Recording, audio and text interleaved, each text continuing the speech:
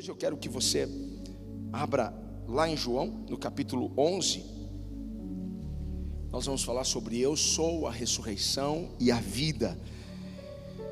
E essa declaração está em João 11, no versículo 25 e 26.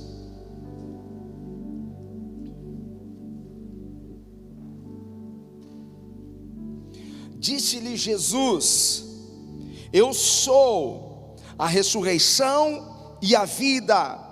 Quem crê em mim, ainda que esteja morto, viverá. E todo aquele que vive e crê em mim nunca morrerá. Crê tu isso? Essa é a questão hoje para nós. Crê tu isso? Feche os seus olhos. Pai, o Senhor tem nos levado a um nível, a um patamar de conhecimento, e temos nos aprofundado na sua identidade, Jesus. E o Senhor tem revelado o seu propósito. E o seu propósito é relacionado àquilo que o Senhor quer fazer em nossas vidas. Como é bom, Senhor, irmos para a Bíblia, Deus, e receber de Ti toda a direção, toda a instrução. Senhor, eu sei que nessa noite não será diferente. Os nossos corações estão preparados, abertos, nossa mente está, Pai, agora atenta, Senhor, a Tua palavra. Nós repreendemos desse lugar qualquer tipo de distração, qualquer tipo de pensamento, Pai, fora deste contexto, Deus, toda a preocupação deixamos lá fora, porque queremos, ó Pai, saber mais e mais quem é o Senhor. Revela a nós o seu querer, a sua vontade. É o que eu lhe peço agora, Pai, no nome santo e poderoso de Jesus. Alguém grite amém. Toma o seu lugar em nome de Jesus. Eu sou a ressurreição e a vida. Que declaração! Essa declaração de Jesus é tão incrível. Essa declaração de Jesus é tão relevante, porque Jesus está falando sobre um assunto, sobre algo que permeia a sociedade. Está falando sobre algo que é o maior medo da humanidade. Porque com certeza, o medo da morte é o medo que mais aflige os corações. Dizem que as pessoas têm dois medos que estão lá em níveis bem altos. O primeiro medo é o medo da morte. O segundo medo é o medo de falar em público. Mas o medo da morte, é com certeza o maior medo do homem. E Jesus está falando sobre algo que um dia todos nós iremos ter que encarar face a face. Todos nós um dia teremos que enfrentar a morte. Todos nós. Você pode querer evitar o assunto, mas você não pode evitar o fato. A morte, ela é certa. Eu espero viver mais 60 anos. Só que nós não sabemos o dia, nós não sabemos a hora, nós não sabemos quando, nós não sabemos onde, e muito menos como isso vai acontecer. Nos últimos dias, nós ficamos bem abalados como igreja, com a morte de uma querida nossa, uma mulher que batalhou conosco aqui por muitos anos, assassinada pelo seu próprio filho. Não foi fácil para nós receber a informação. Estava vindo de um culto de tributo a um amigo que por 10 dias esteve hospitalizado por causa do Covid, e ele partiu para o Senhor. Um homem, sabe, tem coisas que acontecem que nós não vamos ter resposta, são os mistérios de Deus. Eu falei, Deus, como meu amigo, um homem de visão, um homem que tinha algo para acrescentar tanto no reino, como que o Senhor pôde recolhê-lo assim? A gente não vai ter explicações, não é? E a gente está no caminho, alguém me liga, olha aí, a irmã Gladia acabou de falecer. Eu falei, não é possível, você está brincando comigo? Sim. E aí me conta, e aí o nosso coração aperta. E aqui eu reflito sobre isso, porque nós não temos domínio, nós não temos comando sobre a nossa vida, sobre a nossa morte. Lá em Eclesiastes 8:8 vai dizer o seguinte: ninguém tem o poder de dominar o seu próprio espírito, tampouco tem o poder sobre o dia da sua morte. Seria tão bom se nós pudéssemos adiar, vou pular isso daqui, vou jogar mais para frente. Não, nós não temos esse domínio. Então nós não sabemos quando, só sabemos que um dia isso vai acontecer, não sabemos como. Pode ser por Covid, pode ser por facada, pode ser com tiro, pode ser com uma unha encravada. Quantas pessoas morreram de forma bizarra? Falei, não acredito que a pessoa levou um tombo assim em casa e morreu. Eu conheço gente que levou 20 tiros e está vivo. Então quando chega o momento, quando chega a hora, chegou. Uma coisa nós realmente não temos, é o controle, é o comando sobre a morte. Mas é melhor nós estarmos preparados desde já, para quando esse dia chegar.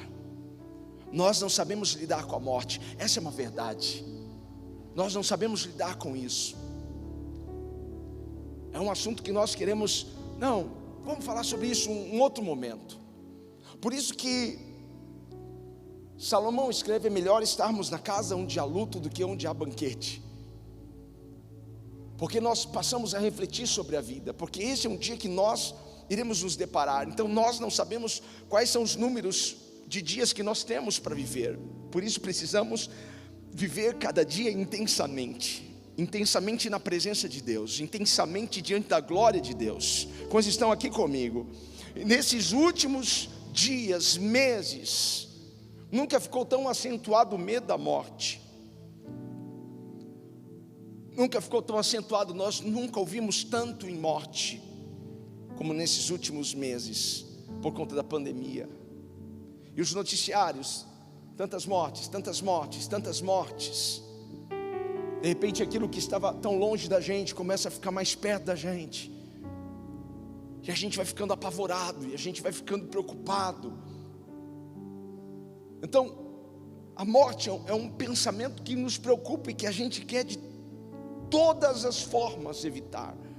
Mas quando a gente vai para João 11, a gente vê uma história de morte. Porque João 11 é uma história de morte. E Jesus está nessa cena. E Jesus está agora aqui neste lugar. Porque um amigo próximo, querido, amado de Jesus, morre. Jesus conhecia esse homem. Lázaro era um amigo especial de Jesus. Jesus não faz acepção de pessoas, mas que Jesus tem amigos especiais, Ele tem. E Lázaro era um desses amigos. Então eu quero ir até Betânia com você agora, e a gente ir um pouquinho do começo. Então abra sua Bíblia aí, lá em João 11, deixa aberta para que a gente possa acompanhar aqui. Não precisa ficar em pé, nós vamos aqui lendo aqui alguns versículos, para que a gente possa entender o que está acontecendo. E olha só, versículo 1: estava então enfermo um certo Lázaro de Betânia, aldeia de Maria e de sua irmã Marta. E Maria era aquela que tinha ungido o Senhor com unguento e lhe tinha enxugado os pés com seus cabelos, cujo irmão Lázaro estava enfermo. Versículo 3: mandaram-lhe, pois, suas irmãs dizer: Senhor, eis que está enfermo aquele que tu amas. Está enfermo aquele que tu amas. As irmãs de Lázaro enviam um mensageiro a Jesus, dizendo: aquele teu amigo que tu amas, ele está enfermo, venha depressa, venha com urgência. Precisamos do Senhor aqui em Betânia, precisamos do Senhor aqui em casa. Não era qualquer um que estava doente, enfermo, era um amigo de Jesus. era aquele que ele considerava como irmão, um amigo querido, próximo, alguém que ele amava. Este estava enfermo, este estava doente, e Marta e Maria então estão implorando ajuda, o socorro. Você já implorou ajuda e o socorro do Senhor alguma vez na sua vida? Elas estão implorando. Jesus vem depressa, porque existem situações na nossa vida que a gente acha que não vai dar tempo. Se Jesus não vier agora, se não for agora, Jesus não vai dar tempo, não vai rolar. Então elas estão implorando: vem, seu amigo Jesus, a quem tu amas, está doente, está morrendo, vem depressa, Jesus. Eu vejo dois fatos aqui, porque Lázaro era amigo de Jesus, mas mesmo com este fato, sendo amigo de Jesus, ele não ficou imune de passar por problemas, de enfrentar adversidades. Às vezes nós pensamos, porque nós dizimamos, nós vamos à casa do Senhor, nós andamos em santidade, nós não vamos passar por problemas. Passaremos por adversidades, passaremos por aflições aqui. Mas aí, há um outro fato aqui, descorrendo o texto, porque o fato de Lázaro ser amigo de Jesus, a impressão que eu tenho é que os próximos versículos que nós leremos agora vão dizer para nós o quê? Que Jesus largou tudo para ir atrás de Lázaro. Não é essa a impressão que a gente tem? Que Jesus imediatamente vai a Betânia, a casa de Lázaro, que Jesus com urgência. Mas quando você lê o texto, você vê que não foi isso que aconteceu, não foi isso que rolou. Jesus não foi imediatamente. Agora veja a resposta de Jesus, aquilo que estava desejando o coração de Marta e de Maria.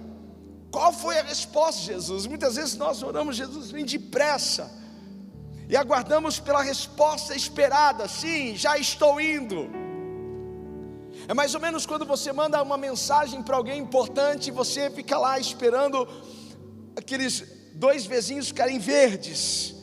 Você não vê a hora de ver a pessoa começar a digitar alguma coisa para responder para você. A gente manda uma mensagem e a gente já quer ver um negocinho verde, a gente já quer ver Jesus digitando alguma coisa para a gente.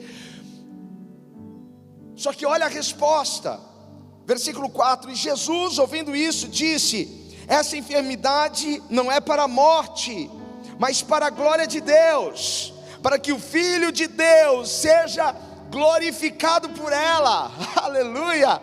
Ora, Jesus amava Marta e sua irmã e a Lázaro. Ouvindo, pois, que estava enfermo, ficou ainda 2 dias no lugar onde estava. Essa foi a resposta de Jesus ao pedido urgente: vem depressa, Jesus. Tá, estou sabendo que ele está mal, mas eu vou ficar aqui ainda 2 dias. Eu ainda vou ficar por aqui. Jesus amava Lázaro, mas Jesus não vai para Betânia imediatamente. Jesus não pega as suas coisas, Jesus não vai para lá. Ao invés de ir, Jesus fica mais 2 dias.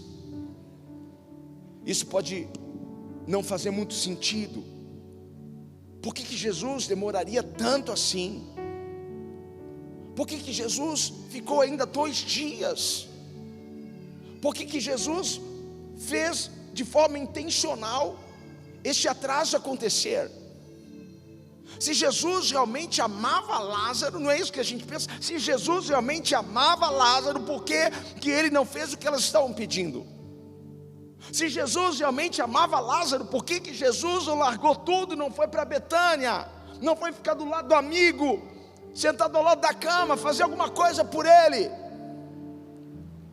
Muitas pessoas acreditam que amar está relacionado a dar coisas, que amar está relacionado a fazer coisas pelas pessoas, ajudar as outras pessoas em suas necessidades. Muitas pessoas, elas pensam isso sobre o amor. Se aquela pessoa realmente me ama, ela vai ter que fazer isso por mim. Se aquela pessoa realmente me ama, ela vai ter que me dar isso. Vamos ver se ela me ama mesmo. Ela vai ter que fazer o que eu quero. Muitas vezes nós queremos que as pessoas provem o seu amor para conosco, nos fazendo coisas, nos dando coisas. E o amor não está relacionado a isso, gente. Muitos filhos pensam exatamente isso. Se o meu papai me ama, ele vai me levar no McDonald's hoje depois do culto. E o filho: papai, você me ama? Te amo, filho. Então você me leva para comer um McLanche feliz? Papai, você me ama? Os adolescentes: amo. Então me dá um iPhone, pai. Eles pensam que o amor está relacionado a dar coisas. Se meu pai me ama, ele tem que me dar coisas. E às vezes nós precisamos dizer não, porque dizer não também é uma prova de amor. E principalmente os pais precisam aprender a dizer não para os seus filhos, porque nem sempre quando você diz sim, você está dizendo para ele que você ama ele. Nem sempre quando você dá tudo o que o seu filho quer, você está dizendo para ele que você o ama. Não, o não também é importante. Precisamos aprender a dizer não aos nossos filhos, precisamos aprender a dizer não aos nossos liderados, precisamos aprender a dizer não. O pai sabe o que é melhor para o filho, por isso que o bom pai sabe dizer não na hora que tem que dizer não. Ele pode até ter o recurso, mas ele sabe que não é o momento, não é a hora. Tem alguém em casa hoje aqui? Então precisamos entender que o amor não está associado a dar coisas. Amor não é sobre o que queremos, mas sobre o que nós necessitamos, porque Deus não vai dar para você o que você quer, mas Ele vai dar a você o que você necessita. E nós não sabemos o que nós necessitamos, Ele sabe o que nós precisamos de verdade. Nós pedimos coisas, hoje a gente quer uma coisa, amanhã a gente quer outra, não é assim? Você compra um carro hoje, uau! E aí mês que vem lança um modelo S desse carro. Você: não, agora eu quero que... Nós não sabemos o que a gente quer, mas Deus sabe o que nós precisamos. Então, amor está relacionado a dar o que a outra pessoa de verdade necessita. E nessa história, Marta e Maria, elas não estão pedindo, elas não estão pedindo dinheiro, não estão pedindo um iPhone, não estão pedindo um sorvete. Elas estão pedindo algo, porque o seu irmão está doente, o seu irmão está enfermo. Então elas querem algo, elas precisam de algo, e é verdade. Mas Jesus, ele foi intencional em permanecer onde ele estava mais 2 dias. E a gente pode até perguntar: mas por que Jesus fez isso? Por que Jesus agiu dessa forma? Sabe quando a gente está assim: Deus, eu já estou cansado de orar por isso, eu já não aguento mais. Por que o Senhor está agindo dessa forma comigo? Por que o Senhor está fazendo isso comigo? Poderíamos perguntar por que o Senhor agiu dessa forma. E aí, sabe qual é a resposta? A resposta para essa sua pergunta está em Isaías 55. E eu quero abrir lá, Isaías 55, versículo 8 e 9. Essa é a resposta para você que está: Deus, por que o Senhor está demorando tanto? Por que o Senhor não está me respondendo? Por que o Senhor não está fazendo o que eu pedi? Aí o Senhor responde para você isso: porque os meus pensamentos não são os vossos pensamentos, nem os vossos caminhos os meus caminhos, diz o Senhor. Porque assim como os céus são mais altos do que a terra, assim são os meus caminhos mais altos do que os vossos caminhos, e os meus pensamentos mais altos do que os vossos pensamentos. Sabe por que eu estou agindo assim? Porque você não sabe de nada, inocente. Sabe por que eu estou agindo assim? Porque os meus pensamentos não são os vossos pensamentos. Sabe por que ainda não fiz? Porque eu sei coisas que você não sabe. Eu vi coisas que você ainda não viu. Deus tem um plano para todas as coisas. Deus tem um propósito para todas as coisas. Ainda que a gente não veja o plano, ainda que a gente não consiga enxergar o porquê, a razão, Ele continua no controle de todas as coisas.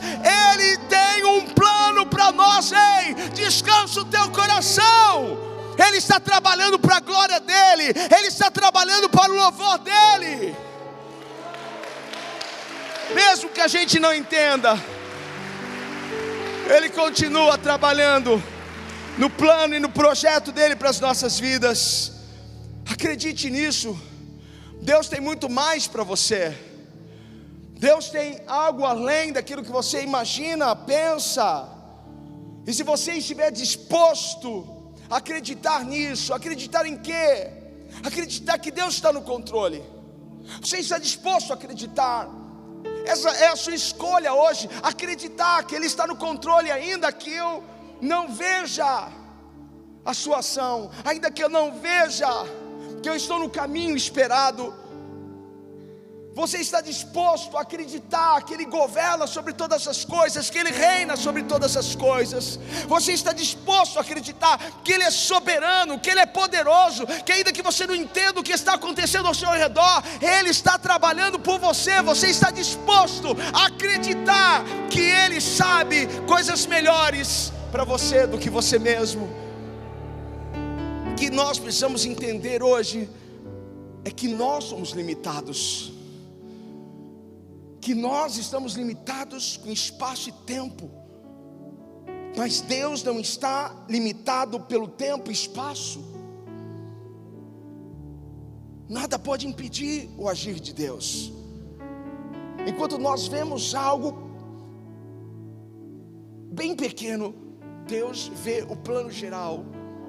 Deus vê o que tudo. É incrível isso. Porque a gente olha um pedacinho e Deus olha tudo. E nós estamos chorando por um pedacinho. E Deus fala: filho, se você vê o que eu estou vendo, você vai celebrar. Se você vê o que eu estou vendo, você vai dançar. Se você vê o que eu estou vendo, você vai pular na minha presença. Se você vê, então fica em paz. Ele está no controle de todas as coisas, porque Deus sempre está trabalhando para a sua glória. Não, essa enfermidade não é para a morte, essa enfermidade é para a glória de Deus. Deus sempre está trabalhando para a glória dEle. O que está acontecendo na sua vida é para a glória dEle. O que está acontecendo nos seus negócios, onde você trabalha, na escola, faculdade, casa, é para a glória dEle. Ao adiar a ida a Betânia para ver Lázaro, Jesus estava na verdade confrontando a morte. Confrontando a morte, para mostrar que Deus está sempre trabalhando por coisas maiores e mais gloriosas. Jesus está nos mostrando aqui que a morte não tem a palavra final. É uma boa notícia para você? A morte não tem a palavra final. A morte não é o fim. Não é o fim.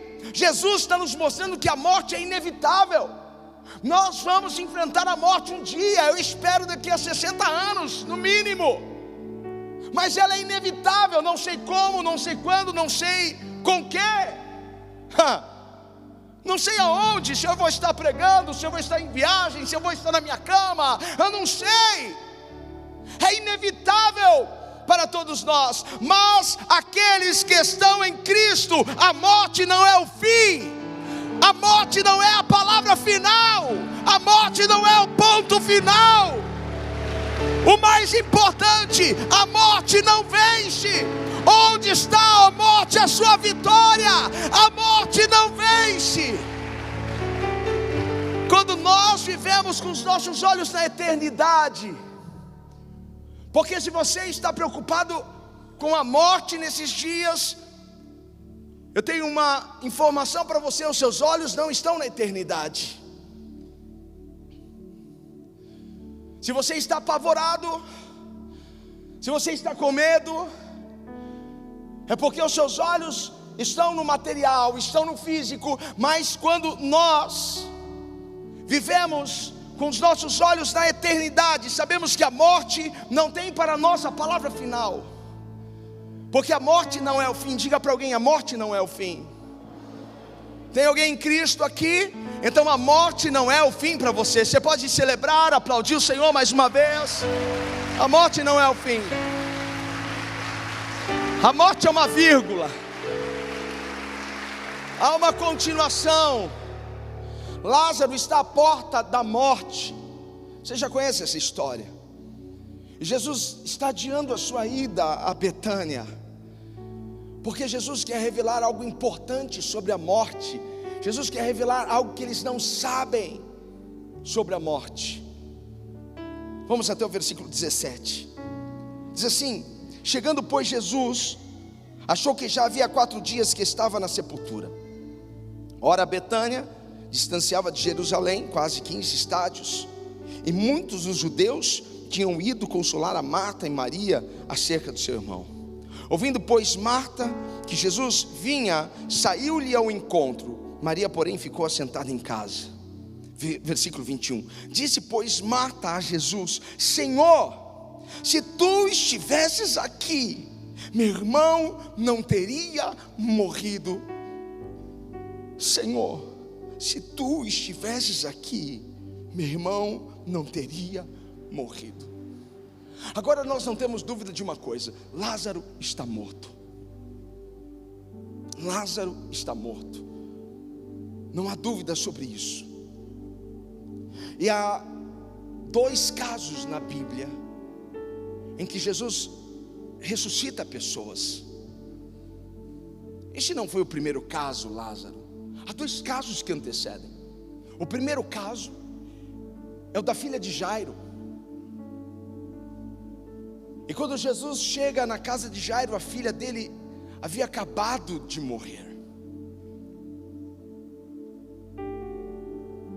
E o milagre acontece. E a filha de Jairo ressuscita. Ela é restituída aos seus pais. Só que poderiam argumentar o seguinte: tá, como que eles sabem que a menina morreu? Não tinha nenhum médico aí, não fizeram nenhum exame para constatar. E se a menina estivesse desmaiada só? Como assim eles falam que a menina morreu e agora ressuscitou? Porque sempre vai ter alguém para argumentar um milagre.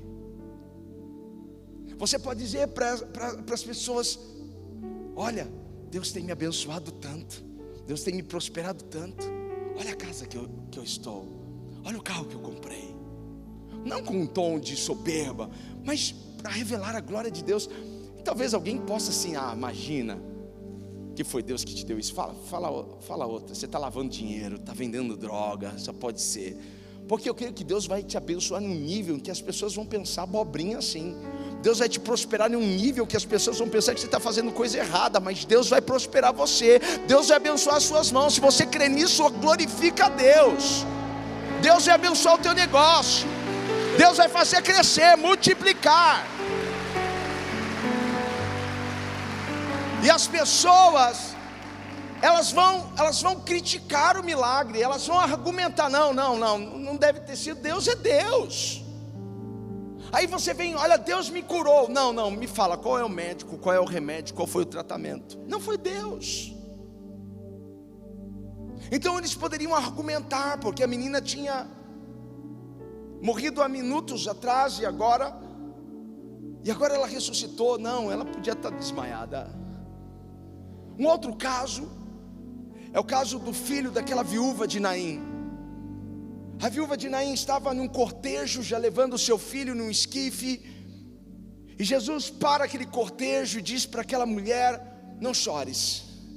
E Jesus toca o esquife, toca o caixão e libera uma palavra poderosa sobre aquele jovem. Aquele jovem ressuscita e ele é restituído à sua mãe. E a tristeza se torna alegria, porque na presença do Senhor a tristeza salta de alegria.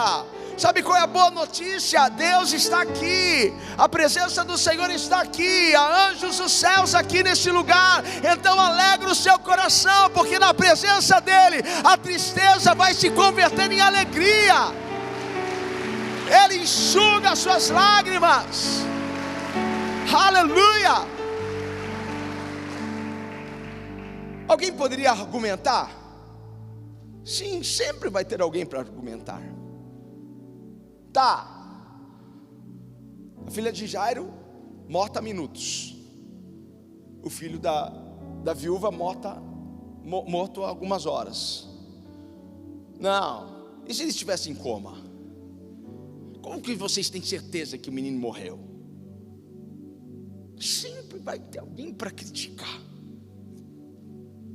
Mas no caso de Lázaro, ninguém podia argumentar.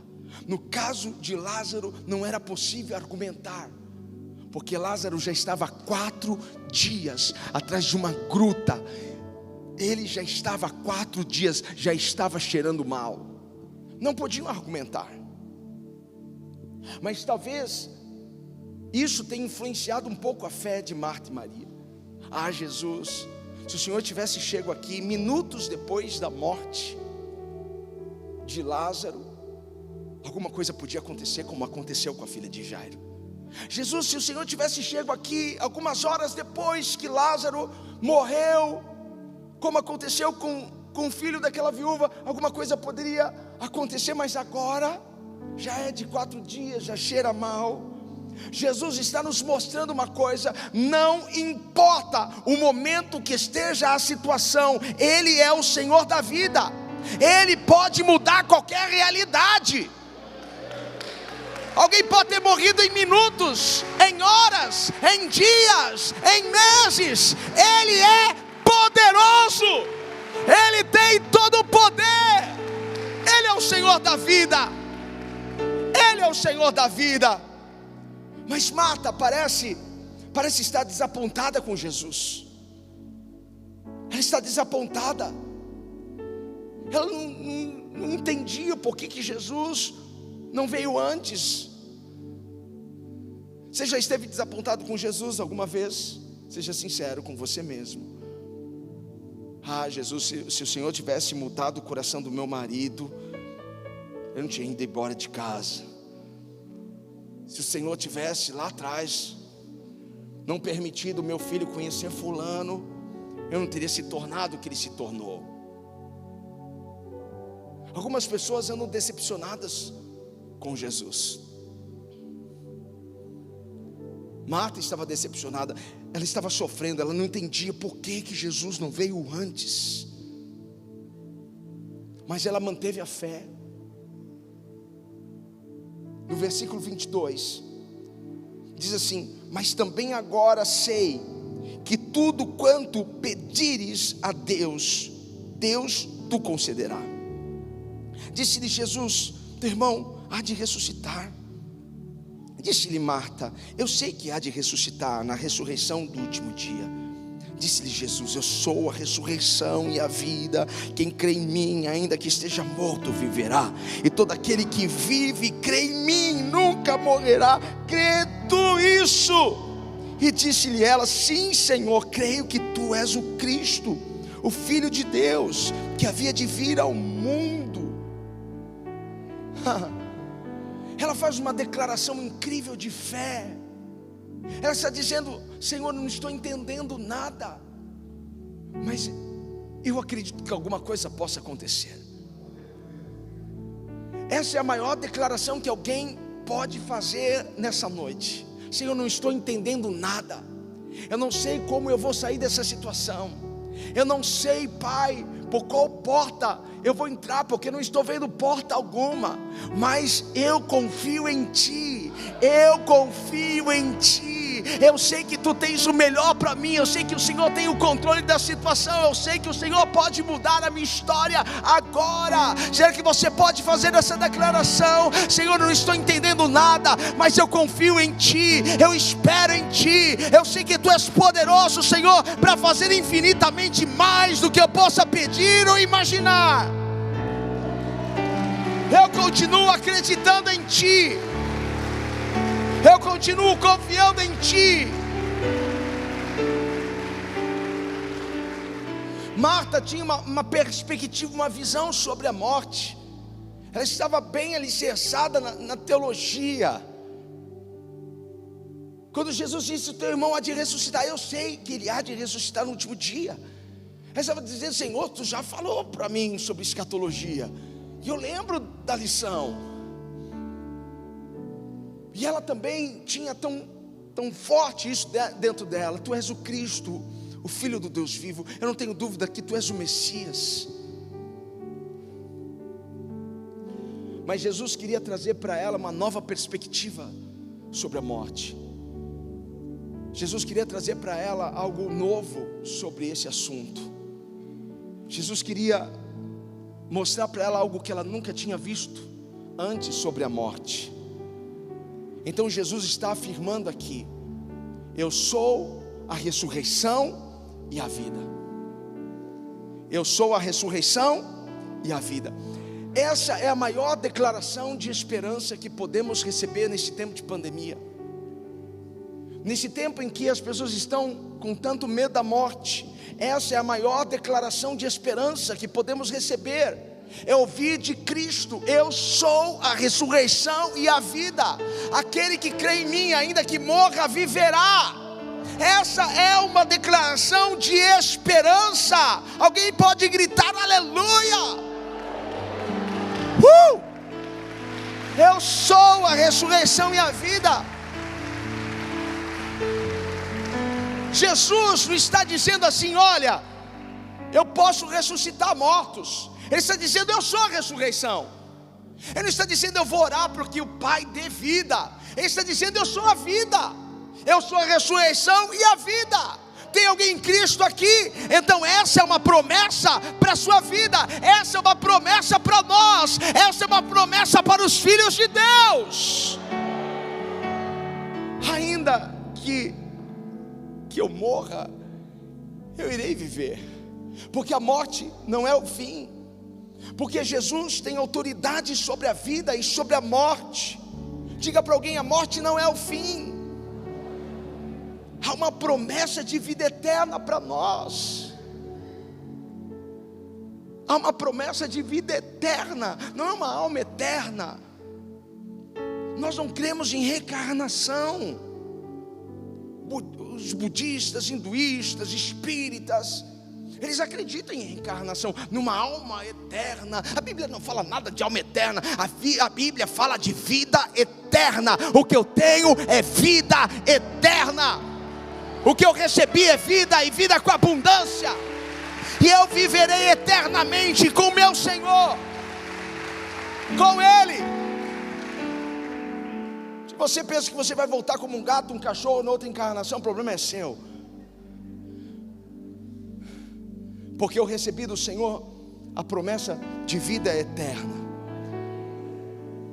E o que estamos vendo é uma cena, na verdade é uma prévia profética do que está para acontecer ali na frente. Jesus quer fortalecer a fé dos discípulos. Jesus quer fortalecer a fé dessas pessoas em relação àquilo que aconteceria, aquilo que viria à frente. Porque Jesus passaria pela cruz, Jesus seria crucificado, Jesus iria encarar a morte face a face. E nós sabemos o que aconteceu naquela cruz. E Ele entrega então o seu Espírito, e Ele morre, mas ao terceiro dia, Ele ressuscita dentre os mortos. Ele vence a morte de uma vez por todas. A morte jamais vencerá sobre as nossas vidas, porque Cristo venceu a morte. Ele pode sim dizer: eu sou a ressurreição e a vida. Eu sou a ressurreição e a vida. Quem crê em mim, ainda que morra, viverá. Ele pode dizer isso porque ele venceu. Então era uma prévia profética. Aquilo estava apontando para o que ia acontecer. Eu tenho falado tanto com os meus discípulos, eu tenho falado tanto com eles sobre morte e ressurreição. E agora eu quero que eles absorvam isso, aprendam com essa lição. Porque para aqueles que estão em Cristo Jesus, para aqueles que estão em Cristo Jesus, quem está em Cristo Jesus, a morte simplesmente significa o começo de uma nova jornada. Porque em Cristo nós temos a esperança da vida eterna. Essa é uma boa notícia para você. Jesus não está dizendo só para Marta, Jesus não está dizendo só para ela: eu sou a ressurreição e a vida.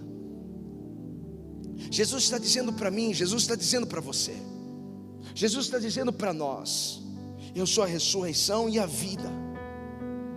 Aquele que crê em mim, ainda que morra, viverá. Sabe qual é a boa notícia? Que nós já morremos para esse mundo, nós já morremos para o pecado. Quantos foram batizados nas águas aqui? Você lembra qual foi o dia do seu sepultamento? Você já morreu, meu irmão. Agora você vive a vida de Cristo, agora você vive a vida eterna, agora você vive com Ele. Não tenha medo da morte, porque Ele é a ressurreição e a vida. Aleluia! Ele está dizendo: eu tenho poder sobre a morte, eu tenho poder sobre aquilo que está morto. Para a gente fechar essa palavra hoje, eu vou até o versículo 41. Tiraram, pois, a pedra, e Jesus, levantando os olhos para o céu, disse: Pai, graças te dou por me haveres ouvido. Eu pensei que sempre me ouves, mas eu disse isso por causa da multidão que está ao redor, para que creiam que tu me enviaste. E tendo dito isto, clamou com grande voz: Lázaro, vem para fora. E o defunto saiu. O milagre aconteceu. Tendo as mãos e os pés com faixas, e o seu rosto envolto num lenço, disse-lhe Jesus: desligai-o e deixai-o ir. Aleluia. Oh, glória! Tem coisas mortas aqui que estão prestes a viver novamente. Tem coisas que já não há mais esperança no seu coração para aquilo, que irão viver novamente. Alguém aqui pode dar um brado por isso, um brado de vitória. Ele é o Senhor da vida, e dá vida àquilo que está morto. Ele dá vida ao que está morto. Jesus confronta a morte. Jesus confronta a morte. E naquele lugar Jesus precisou ser específico. Havia outros mortos ali, e ele não podia simplesmente dizer: morto, vem para fora, porque ele queria uma pessoa só. Ele queria Lázaro naquele momento. Então ele precisou ser específico, porque a palavra dele tem tanto poder. Se ele dissesse morto, vem para fora, imagine quantos mortos sairiam das tumbas ali. Mas ele disse: Lázaro, Lázaro, vem para fora. Jesus foi específico. E o que Jesus está fazendo? Jesus está mostrando que a morte não tem a palavra final, que a morte não tem autoridade alguma, que toda autoridade, todo o poder pertence a Ele. A morte não tem a palavra final. Ei, levante a sua mão, deixa eu profetizar isso sobre a sua vida. A morte não tem a palavra final na sua vida. A morte não tem a palavra final sobre o seu casamento, sobre os seus sonhos, sobre os seus negócios, sobre o seu ministério, sobre o seu coração. Ei, aquilo que estava morto vai reviver. Vai reviver. Ei, Lázaro, vem para fora. Sonhos, projetos, casamento,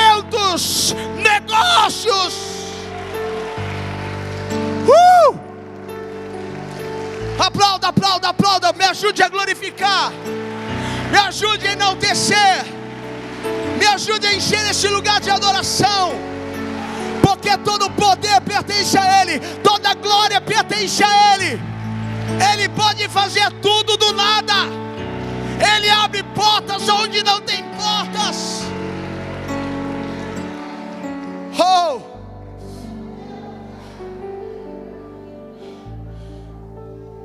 Aleluia, quantos sonhos, quantos projetos mortos, quantos negócios, quantas empresas que não nasceram. Houve um aborto, estão mortos no coração dessas pessoas aqui. Quantos casamentos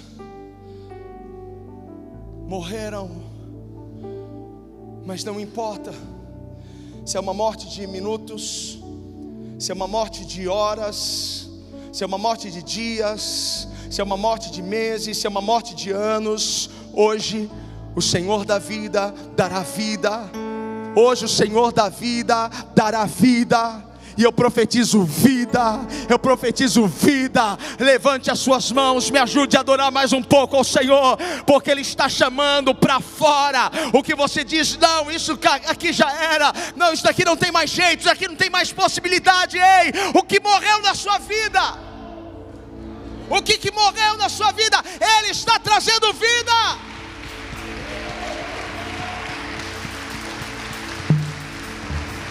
Ele está no controle. Não é a morte que está no controle. Não é a morte que está no controle. A pergunta é: crê tu isso? Crê tu que Ele é poderoso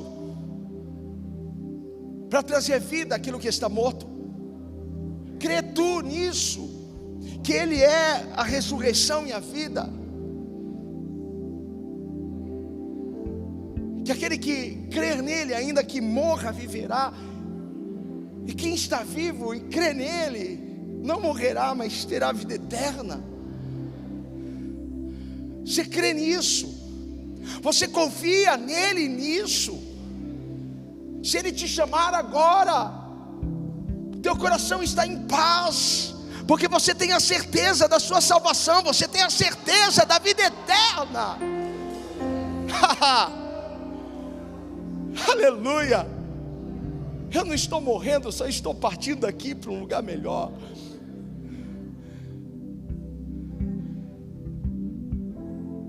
Você já convidou a Cristo para reinar em seu coração? Você já convidou a Jesus para ser o Senhor e Salvador da sua vida?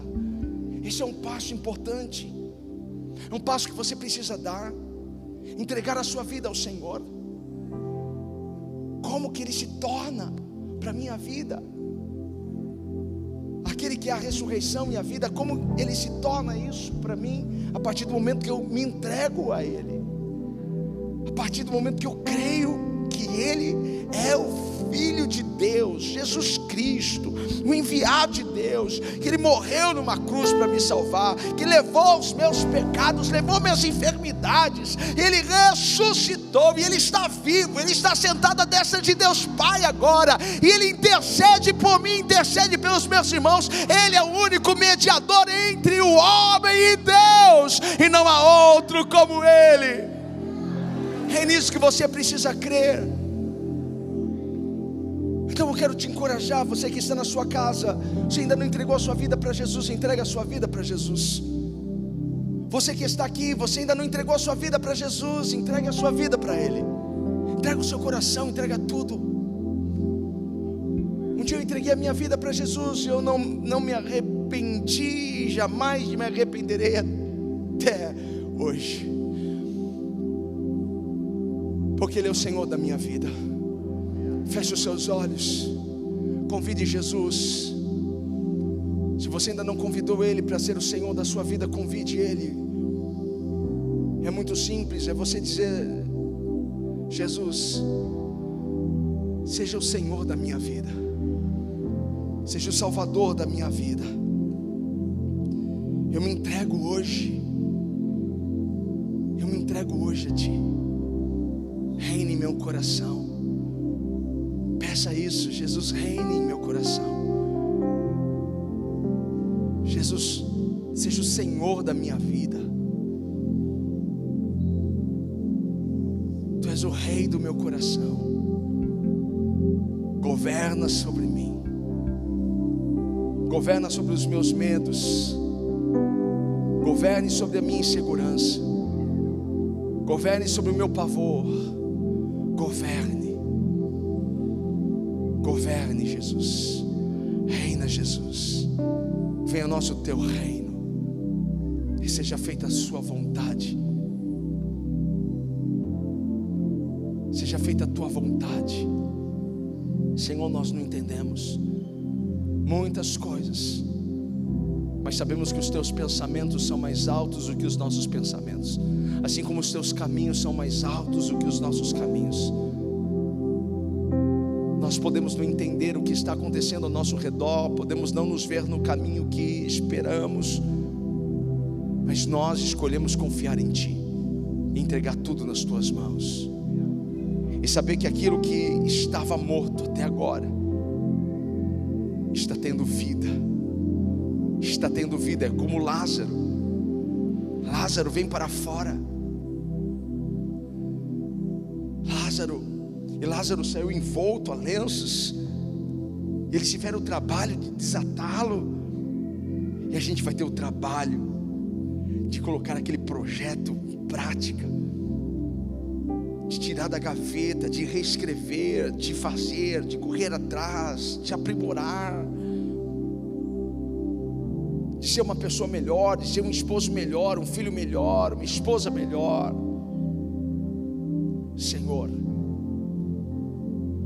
damos a Ti a honra e a glória por tudo isso que nós ouvimos e vivenciamos nessa noite, porque cremos de todo o nosso coração que Tu és a ressurreição e a vida. Receba o nosso aplauso, Senhor. Receba o nosso louvor. Receba. Alguém pode gritar aleluia? Alguém pode gritar glória a Deus? Oh, glória!